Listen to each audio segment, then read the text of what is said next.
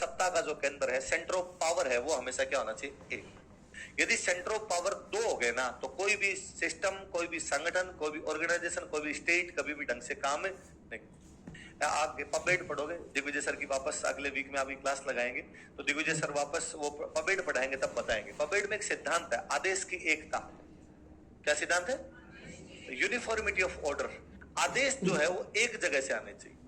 आदेश यदि अलग अलग जगह से आने शुरू हो जाते हैं तो कोई भी सिस्टम कभी ढंग से काम, वो भले दिख रहा हो हमें ढंग से काम कर रहा है, लेकिन उसमें कहीं ना कहीं उलझन होगी, कहीं ना कहीं उसके अंदर दिक्कतें आएगी।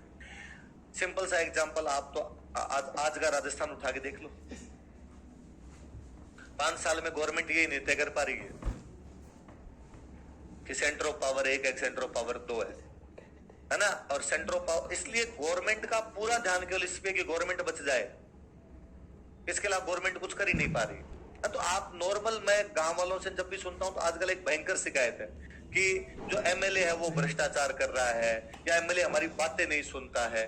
तो भाई क्यों कर रहा है भ्रष्टाचार, क्यों कर रहा है? तो ये ऊपर से सीधा सीधा कहा हुआ है कि जो करो वो कर लो, तुम्हारे खिलाफ कोई एक्शन तो होगा नहीं, क्योंकि ऊपर वालों को पता है कि एक्शन लेते ही सामने वाले के पास चले गए तो दुकानदारी तो पूरी पूरी इस पे डिपेंड कर रही है अपने। तो सिस्टम में सेंटर क्या होना चाहिए हमेशा? आप अपने पॉलिटी भी पढ़ते हैं तो हम देखते हैं कि भाई शुरुआत में जब हमारा देश बना था तो सिस्टम में सेंटर एक ही है, नेहरू जी।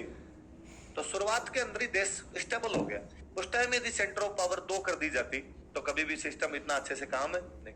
जैसे अभी आप राष्ट्रपति शुरू हो गया होगा आपके, तो राष्ट्रपति आप पढ़ेंगे तो हम पढ़ेंगे, एक राष्ट्रपति हमारा रबर स्टाम्प है। राष्ट्रपति को हमने कोई भी पावर, क्योंकि हम जानते थे कि यदि राष्ट्रपति को भी पावर दे दी फिर तो एक पीएम और एक राष्ट्रपति, फिर आधे ऑर्डर राष्ट्रपति की तरफ से, आधे ऑर्डर पीएम की तरफ से, किसकी मानो और किसकी?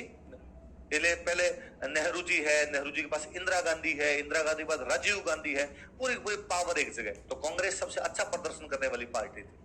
बाद में धीरे धीरे सेंटर ऑफ पावर दो हुए, सोनिया गांधी अलग, सरदार जी अलग। ये सेंटर ऑफ पावर ही तो है। तो आज देख लो क्या हालत है कि यदि देश की सबसे बड़ी राष्ट्रीय पार्टी, देश की सबसे पुरानी राष्ट्रीय पार्टी 3 अंकों तक नहीं पहुंच पा रही है, यदि देश की सबसे बड़ी राष्ट्रीय पार्टी केवल 2 राज्यों में सीमित होकर रह गई है, राजस्थान और छत्तीसगढ़, तो इसके पीछे कोई ना कोई लॉजिक तो होते होंगे। तो लॉजिक साहब ये है कि आपने सिस्टम को अंदर से खोखला कर दिया, आपके पावर के सेंटर हो गए 2। तो ऐसे जब भी सेंटर 2 होंगे ना, तो बाद में चापलूस लोग, पिछलग्गू लोगों की ज्यादा चलेगी हमेशा। फिर एक इधर वाले के जाके लप्पो चप्पो करेगा, एक उधर वाले के जाके लप्पो चप्पो करेगा।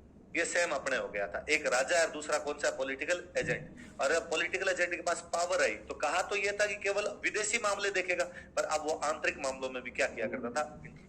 और इंटरफेयर होगा तो जनता, इससे भला होगा जनता का या बुरा होगा? लिखो इसमें ABCD लगा के लिखना, ए लगा के लिखो।